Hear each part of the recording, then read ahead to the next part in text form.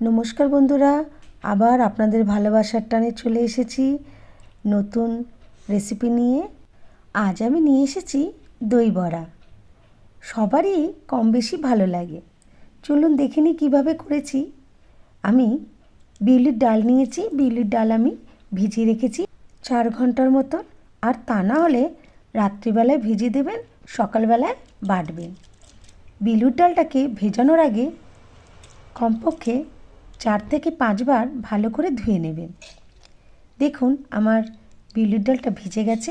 এবারে মিক্সারে আমি ভালো করে পেস্ট করে নেব। খুব ভালো করে পেস্ট করবেন, কিন্তু বেশি জল দেওয়া চলবে না, তা না হলে পকোড়াগুলো ভালো হবে না। দেখুন আমি বিউলির ডালটা ভালো করে পেস্ট করে নিয়েছি। এইবারে যেটা কাজ সেটা হলো খুব ভালো করে ফেটাতে হবে।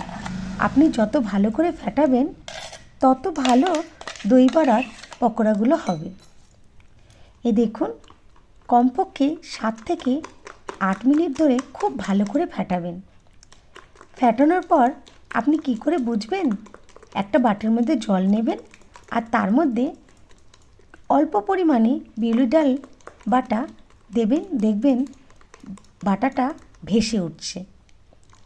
যদি ভেসে ওঠে তবে জানবেন আপনার ফেটানোটা একদম সঠিক হয়েছে। আর যদি দেখেন জলের মধ্যে গুলে যাচ্ছে তাহলে আরেকটু ফাটাবেন। এবারে আমি উষুম উষুম গরম জল নিয়েছি, তার মধ্যে দিয়ে দিলাম 1/2 চামচ নুন আর দিলাম হিং সামান্য পরিমাণে। জলটাকে ভালো করে নাড়িয়ে আমি রেখে দিলাম। এবারে আমরা পকোড়াগুলো ভেজে নেব। এই দেখুন আমি ডিপ ফ্রাই করে নিচ্ছি। খুব বেশি আঁচে ভাজবেন না, তাহলে কিন্তু ভেতর ভেতর কাঁচা থেকে যাবে। একদম লো ফ্লেমে ভাজবেন। এই দেখুন আমি যে জলটা তৈরি করে রেখেছিলাম নুন আর হিঙের, তার মধ্যে আমি পকোড়াগুলোকে দিয়ে দিলাম। আচ্ছা বলে রাখি, পকোড়াগুলো আপনারা, আমি এখানে একটু ছোট সাইজ করেছি, আপনারা বড় বড় করেও পকোড়া ভেজে নিতে পারেন। এবারে আমি একটা ভাজা মশলা করেছি, যার মধ্যে দিয়েছি মৌরি, জিরে, ধনে, গোলমরিচ আর দিয়েছি একটা এলাচ। এই ভাজা মশলাটা কিন্তু সব কিছুতেই ব্যবহার করতে পারেন। ফুচকা যখন খাবেন তাতেও কিন্তু এই ভাজা মশলাটা দিতে পারেন। ভেজে আমি গুঁড়ো করে নিয়েছি। এবারে একটা গ্রিন চাটনি করে নিচ্ছি, যেটা আমরা দই বড়াতে ব্যবহার করব।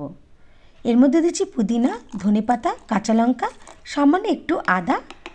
ভালো করে পেস্ট করে আমি এর মধ্যে বিট নুন মিশিয়ে একটা চাটনি করে নিলাম, গ্রিন চাটনি। এই দেখুন বড়াগুলো আমি কিছুক্ষণ ভিজিয়ে রেখেছিলাম জলের মধ্যে।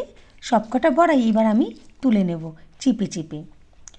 কাশ্মীরি লঙ্কা গুঁড়ো, ভাজা মশলা, মিষ্টি চাটনি, বিট নুন, গ্রিন চাটনি, ঝুরি ভাজা আর পকোড়া।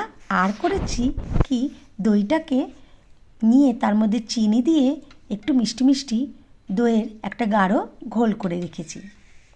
এবারে কিন্তু সাজার পালা। দই বড়াগুলোকে আমি দেখুন সাজিয়েছি। তার মধ্যে যেই দইটার মধ্যে চিনি দিয়ে আমি তৈরি করে রেখেছিলাম, আমি ওটা ওপর থেকে দিয়ে দিলাম। এরপর দিলাম মিষ্টি চাটনি, যেটা আমি গুড় আর তেঁতুল দিয়ে করে রেখেছিলাম। গ্রিন চাটনি দিয়ে দিলাম ওপর থেকে সুন্দর করে সাজিয়ে। এরপরে দেব ভাজা মশলা, যে ভাজা মশলাটা আমরা তৈরি করে রেখেছিলাম। আর তার উপর দিয়ে দেবো কাশ্মীরি রেড চিলি পাউডার। ঝালটা আপনারা কিন্তু বুঝে দেবেন। ওপর দিয়ে আমি দিয়ে দিলাম ব্ল্যাক সল্ট, মানে বিট নুন। আর তার উপর দিয়ে ডেকোরেশন করার জন্য ওপর দিয়ে দিয়ে দিলাম ঝুরি ভাজা।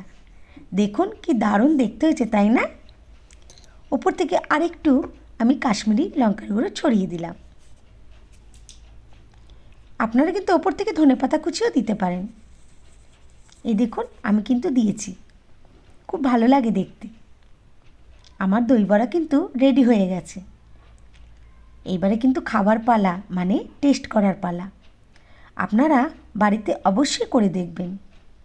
ভালো যদি লাগে আমার রান্না, তাহলে প্লিজ সাবস্ক্রাইব করে দেবেন আর লাইক কমেন্ট করতে ভুলবেন না বন্ধুরা।